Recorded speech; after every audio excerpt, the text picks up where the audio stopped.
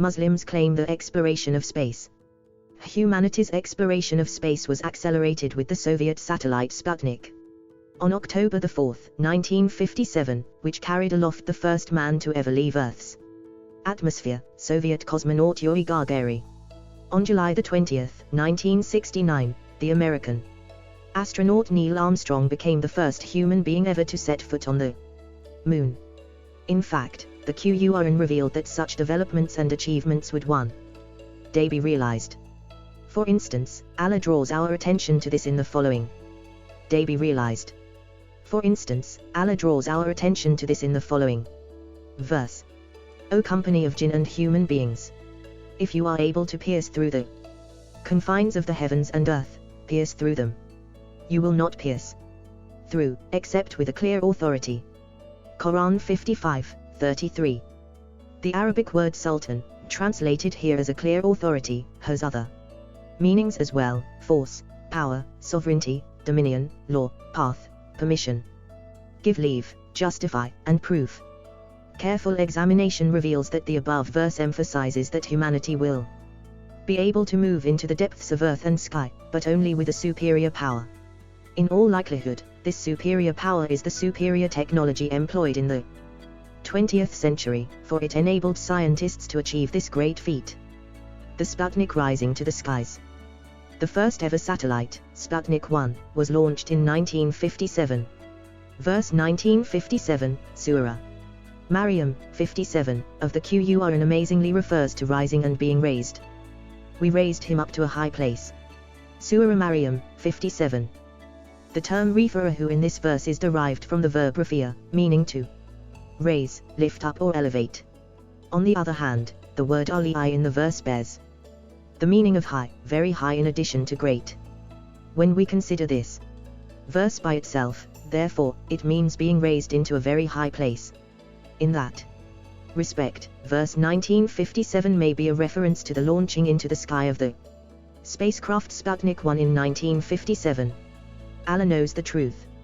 Verse 1957 of the Qur'an speaks of raising to a high place. Sputnik 1, the first unmanned satellite, was launched in 1957. My answer. Allegation: Allah predicts the humans going to space. This is what Mr. Harun said. Verse 1957 of the Qur'an speaks of raising to a high place. Sputnik 1, the first unmanned satellite, was launched in 1957. He equates verse 1957 to the year 1957. I cannot believe how desperate the Muslims are to find a proof for Islam. This is my answer. 1. The verse speaks about a Muslim prophet named Idris. It says we raised him. This is in the past, not the future. It was already done to him. Is Idris the prophet a satellite? 2. The verse speaking about raising him refers to a human, but Sputnik 1 was a satellite.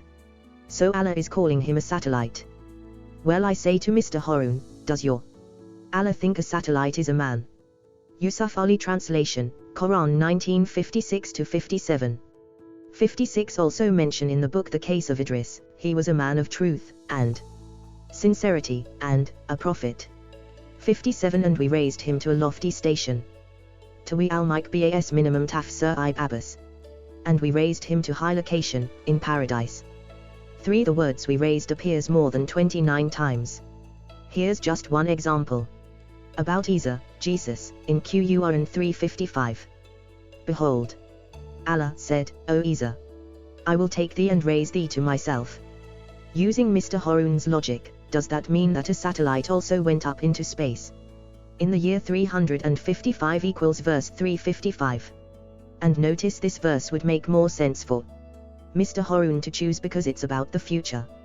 For if indeed verse 1957 is about the first time something goes out from the earth, shouldn't this match with verse 355 in the Qur'an speaking about raising up? 5. What's even funnier is to ask, did Allah send these verses in this order? Anyway, was it not Uthman, the successor of Muhammad, who by his order made it this way? Or Allah? 6. Uthman significantly changed the order of the verses. As an example, the first verse that was given to Muhammad was, read. But it's in Qur'an, chapter 96. The verses of the Quran were never given numbers by Allah, or even Muhammad. 7. This then, must be proof that Uthman is God. 8. On the top of this, the Quran is contradicting itself, because it says that the bad one can't go out of the zone of the earth, as in chapter 55:33. Bad one can't go out of the zone of the earth, as in chapter 55:33. As long as we are speaking about chapter 55, I would like to add another claim Harun Yahya made about the moon in this chapter.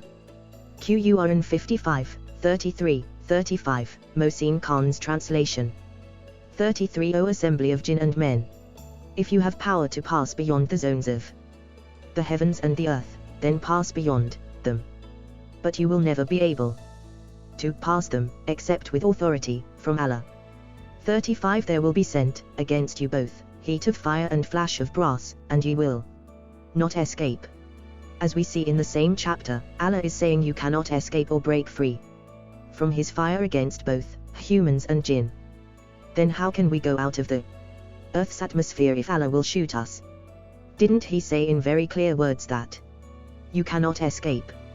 I must not forget to mention that the ones who went to the sky were those who would certainly be considered by Islam as the bad ones, because they are the infidels, Russian, American and Chinese. This is not a miracle as Muslims try to make it look like. It's the opposite, and a big mistake. Humans have already been able to go out to the space, in spite of Allah's claim. And now these who follow him compound the error by making false claims. Harun's claim.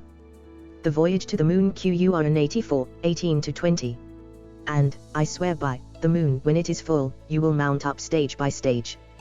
What is the matter with them, that they have no faith? After referring to the moon, the above verses then say that people will mount up stage by stage. The term takabur comes from the verb rakiba, to mount.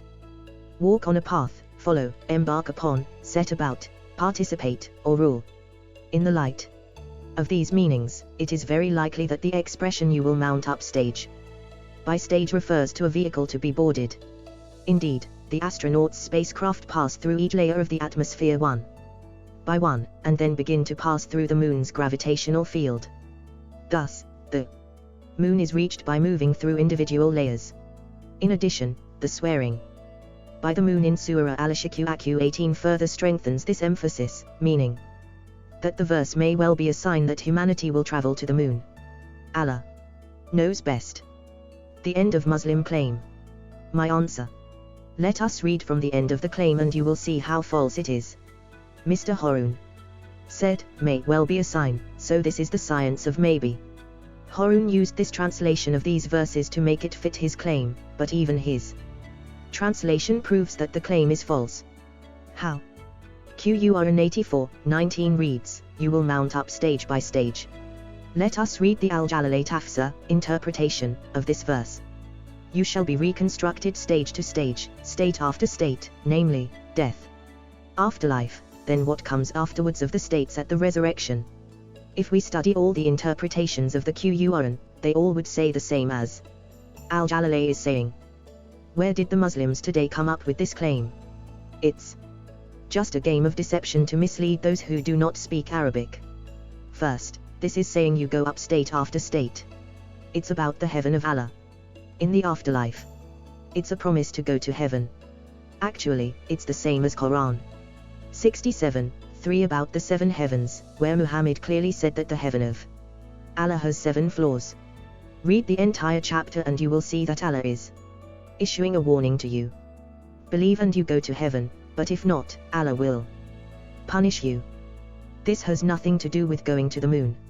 Alright, for the sake of argument we will agree with Mr. Harun's translation and interpretation, but then we have a big problem if this is about going to the moon. The chapter afterwards is speaking about going to heaven and going to hell. Now we face the situation where Allah is mistaken and Mr. Harun is right. Now let's look at Quran 84:1-20, Ibkathi interpretation. 1. When the heaven is split asunder, all Muslims agreed this is the day, which refers to the day of judgment. 2. And hears to and surrenders to its Lord when the time is up. 3. And when the earth is spread forth. 4. And has to discharge out all that was inside it and turned out to be empty. 5. And attends to and obeys its Lord, and its obligation to do so. 6. O mankind, verily, you are reconstructing towards your Lord with your records and actions, a sure coming back, and you will meet your Lord with your deeds. 7. He, the good one, surely will receive wire-free judgment. 8. And will go back to his family in great pleasure, he will be living again in heaven with his family. 9. Except whosoever is given his record behind his back. 10. He will supplicate for his destruction. 11. And he shall penetrate a blazing fire, and burn in it. 12. Verily, he was living in great pleasure with his family. 13. Verily, he thought that he would certainly not come back to Allah. 14. So I pledge by the afterglow sunset. 15. And by the night and whatever it inside in its darkness. 16. And by the moon when it is at the full. 17. You shall certainly travel from a period to a period. 18. And whenever the Qur'an is proclaimed to them, they do not bow down. 19. So reveal to them a miserable suffering. 20. Guard those who believe and do righteous good deeds, for them will be a reward, grateful rewards. See for yourselves in the Ibn Kathir interpretation on the Muslims' site, Ibn Kathir interpretation. I think the proclaimed miracle is exposed, because the chapter explains itself clearly. It's about something that will occur on the Judgment Day. Harun, your higher made it appear as if it's about going to the moon. Believe me, I am 100% sure that they know the real meaning of the chapter, but Muslims believe the war with the truth can be won by subjecting science and mixing it with a false presentation of Islam. This is why I called my book The Deception of Allah. As long we are addressing the heaven of Allah, I will explain more about it, and at the same time, show more strong evidence answering this claim. Allah created the heaven as floors, 7 heavens. Qur'an 1544. To it, heaven, are 7 gates, for each of those gates is divided for each by his sin.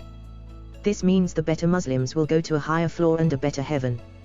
For example, Al-Qaeda might be on the 6th floor, which is closer to Allah than the normal Muslims. We can find the same thing in Qur'an 23:86. Al-Mumio, 86. He is the Lord of the 7 heavens. 1. So, there are 7 divisions, levels, but all are still heaven. 2. In Qur'an 67:3 we see the word, Tabakua. It's he who created the heaven as floors, 7 heavens, one above another. Note here the word translated floors is Tabakua in Arabic. 3. The verse is not about going to the moon, because Allah's heaven is not in the moon. 4. Read again, Sahih al-Bukhari, Book 58, Hadith 227, about Muhammad going to up to the 7 heavens on page 225, and you will see each one of these heavens has a gate with guards. 5. Some might ask, why did Allah swear by the moon in the verses, Qur'an 84:18-20, translated by Mr. Harun Yahya. 6. The answer is, Allah swears when the moon is full you will go to heaven after life. Read carefully. Allah did not just swear by the moon, but he swore by the full moon, as it says in Harun's translation. Not mine. And, I swear by the moon when it is full, you will mount up stage by stage.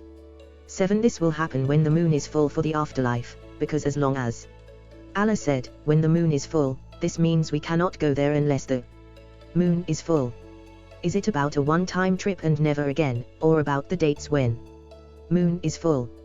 Is it about a one-time trip and never again, or about the dates when these trips start? For sure, Muslims will say it's about the start. 8. Allah says that this happens when the moon is full. That makes the claim funny. 9. When did the first spaceship go to the moon? 10. We can find this from NASA, Luna 1, launch date, January 2, 1959. Luna 1 was the first spacecraft to reach the moon, and the first of a series of Soviet automatic interplanetary stations successfully launched in the direction of the moon. 11. The date of January 2, 1959, when this spaceship launched, was not a full moon. The date of the full moon for January 1959 was January 24. 12. As we see, the prediction of Allah about going to space, as they claim, does not match the date of the full moon. 13. Muslims might say, oh, it's about man going there, not a spaceship. Fine. Let us see when the first man went to the moon.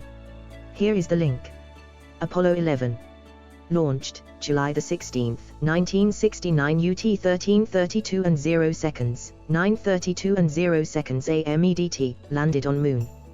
July the 20th, 1969 UT 20:17 and 40 seconds, 4:17 and 40 seconds PM EDT, landing site, Mare. Tranquilite Heart IC of Tranquility, 0.67 N, 23.47 E. Returned to Earth, July the 24th, 1969 UT 16:50 and 35 seconds, 12:50 and 35 seconds PM EDT, Neil Armstrong, Commander. Michael Collins, Command Module Pilot. Edwin E. Aldrin, Jr., Lunar Module Pilot. As we see, it landed on Moon, July the 20th, but the date of the full moon for July 1969 was July the 29th. You can use a moon calculator yourself at 14. Allah lost again. On the top of this, the Muslims' claim contradicts the Quran as you'll see in Quran 55:33. O company of jinns and humans, if you are able to pass through the range of the heavens and the earth, then pass through. You will not pass through except with authority. We see this affirmed by Islamic scholars in interpretation, Tafsir al-Jalalain, for Quran 55:33. O kind of jinn and humans, if you are able to pass through, to exit from the range of the heavens and the earth, then pass through. A challenge made by Allah to challenge them as to what they, jinn and humans, are incapable of doing. You will not pass through except with authority and power, and you have no power to do such a thing. As usual, the ones who beat Allah were the infidels. Right up to the present time, Muslims can't make an airplane. The only thing they have is the flying carpet. That was mentioned in the Quran. It's so clear that Muhammad and his false god never thought about man ever going to the moon. If we could ask Muhammad to rewrite his Quran, he would add the name of Neil Armstrong as a prophet of Allah.